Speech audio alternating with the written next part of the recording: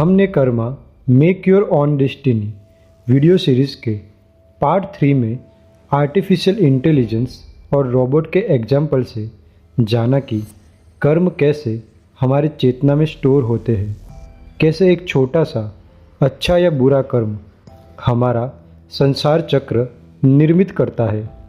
यह video series के part 4 में जानेंगे कि किस प्रकार की कार्मिक इन्फॉर्मेशन हम अपने माता पिता या पूर्वज से प्राप्त करते हैं और कौन सी कार्मिक इन्फॉर्मेशन हम खुद लेकर जन्म लेते हैं। सबसे पहले यह समझ लेते हैं कि कर्म यानी कि कार्य या एक्शन, और जो हमारे साथ रहता है वह है कार्मिक इन्फॉर्मेशन या कार्मिक मेमोरी, या उसे कर्म का रिएक्शन भी कह सकते हैं।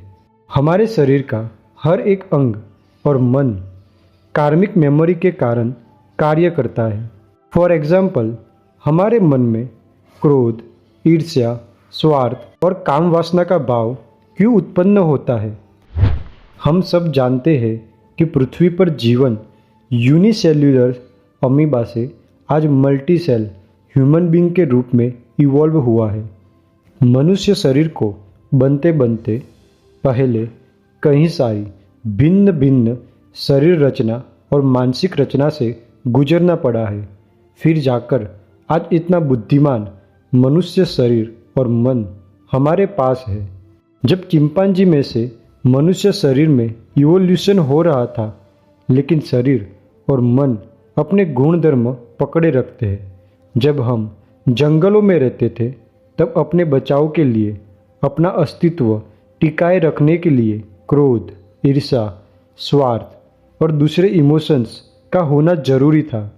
इसीलिए आज इवॉल्व होकर मनुष्य बनने के बाद भी हमारे भीतर वह सारे इमोशंस है। इसको इवोल्यूशनरी कर्मा कहते हैं। इस इवोल्यूशनरी कर्मा के परिणाम स्वरूप हमारे भीतर क्रोध, ईर्ष्या, स्वार्थ आदि इमोशंस है। लेकिन प्रश्न यह उठेगा कि चिंपांजी से इवॉल्व होकर इतना बुद्धिमान मनुष्य बनने के बाद भी हम अपने इमोशंस एंड थॉट्स को अपने मुताबिक क्यों बना नहीं पाते। हम क्यों क्रोध या और इमोशंस में बह जाते हैं। हम क्यों मनुष्य बनने के बाद भी पशु की तरह जीवन जीते हैं। अभी की खोज के मुताबिक हमारे और चिंपांजी के डीएनए में सिर्फ 4% का डिफरेंस है। 4% का डिफरेंस बहुत ही कम है। फिर भी हमारी लाइफस्टाइल और चिंपांजी की लाइफस्टाइल देखें, दोनों में बहुत ज़मीन आसमान का फ़र्क है। क्योंकि हमारी मानसिक संरचना, सोचने समझने की क्षमता चिंपांजी के मुकाबले बहुत एडवांस है। हमारे शरीर और चिंपांजी के शरीर के डीएनए में 4% का डिफरेंस है, लेकिन हमारी सेरेब्रल कैपेसिटी बहुत ही एडवांस है। यानी कि हमारे पास हमारे मन को कंट्रोल करने के लिए जो इवोल्यूशन टाइम मिलना चाहिए था वह नहीं मिला है। हमारा बेस या हमारा शरीर कमज़ोर है। हमें हमारे शरीर और मन को एक साथ एक रिदम में कार्य करवाने के लिए ट्रेनिंग देने की आवश्यकता है। वह ट्रेनिंग का नाम है ध्यान और योग है।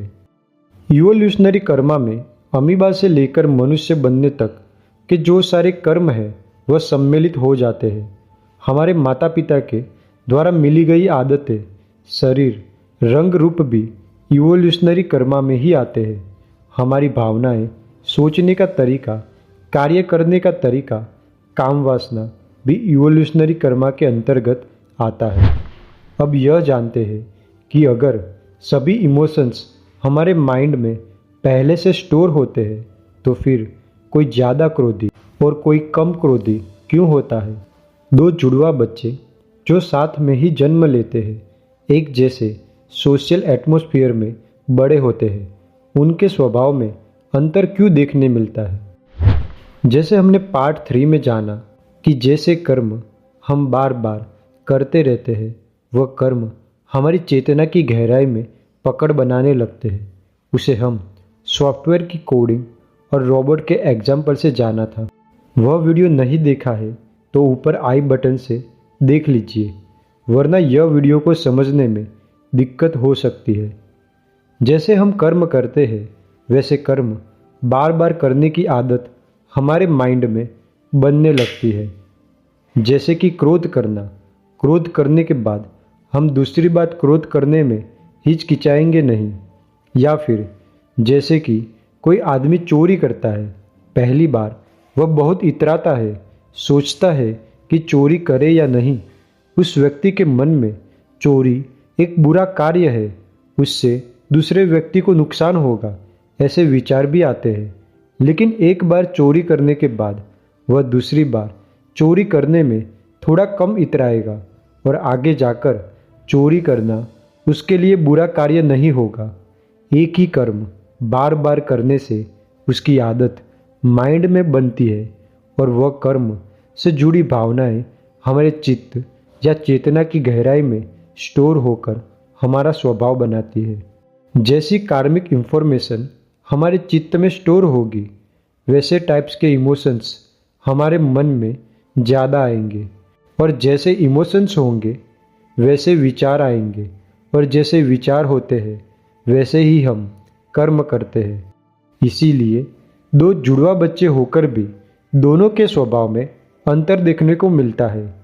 जब मैं माइंड शब्द का उपयोग करता हूँ तब मैं दिमाग की बात कर रहा हूँ, लेकिन जब मैं चित्त शब्द का उपयोग करता हूँ तब मैं शरीर के कोई शारीरिक अंग की बात नहीं कर रहा। माइंड और चित्त अलग अलग है, लेकिन अभी के व्यवहारिक समय में हम उसे समान तरीके से उपयोग करने लगे हैं। अब यह समझते हैं कि कार्मिक इंफॉर्मेशन जिससे हमारा माइंड और बॉडी बना हुआ है, क्या वह हमारे लिए अच्छा है या बुरा। कार्मिक इंफॉर्मेशन के कारण ही हम जिंदा हैं। हमारे शरीर के अंग जो कार्य करते हैं वह भी कार्मिक मेमोरी के कारण ही करते हैं। हर एक सेल में इतनी इंफॉर्मेशन स्टोर है जितनी इंफॉर्मेशन हमारे कॉन्शियस माइंड में भी स्टोर नहीं है। अगर सभी प्रकार की कार्मिक मेमोरी अभी आपके भीतर से मिटा दी जाए तो अभी आपको मृत्यु घटित हो जाएगी। यह हम पर है कि हम अपने कर्म से मिले जीवन को स्वर्ग बनाते हैं या नरक।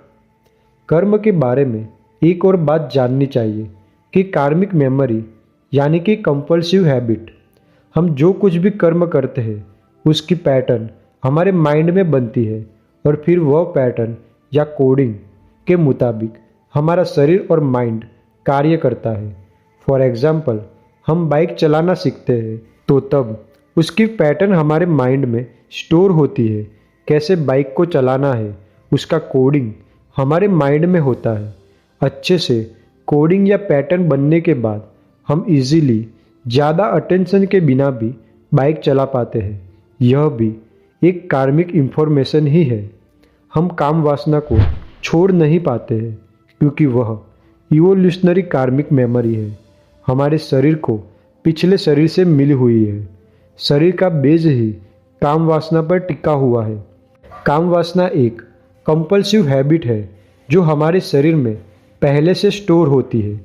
उससे हम इजीली छुटकारा नहीं पा सकते क्योंकि वह शरीर के मूल में है। काम वासना से भागकर छुटकारा नहीं पाया जा सकता। उसके ऊपर उठकर ही हम काम वासना को हरा सकते हैं। वह कैसे करेंगे वो आने वाले वीडियोस में जानेंगे। नेक्स्ट वीडियो में जानेंगे कि अगर पिछले कर्म ही हमारा आने वाला जीवन डिसाइड करते हैं फिर तो हम कर्म से बंधे हुए हैं। हम हमारे जीवन को बदल ही नहीं सकते। हमारा जीवन हमारे कर्मों के द्वारा पहले ही लिख दिया गया है। तो क्या हम हमारे जीवन को बदल सकते हैं? इन शॉर्ट, हम यह जानेंगे कि क्या हम हमारे नसीब को बदल सकते हैं। धन्यवाद। नमो बुद्धाय my friends. This is Buddha, the way of living.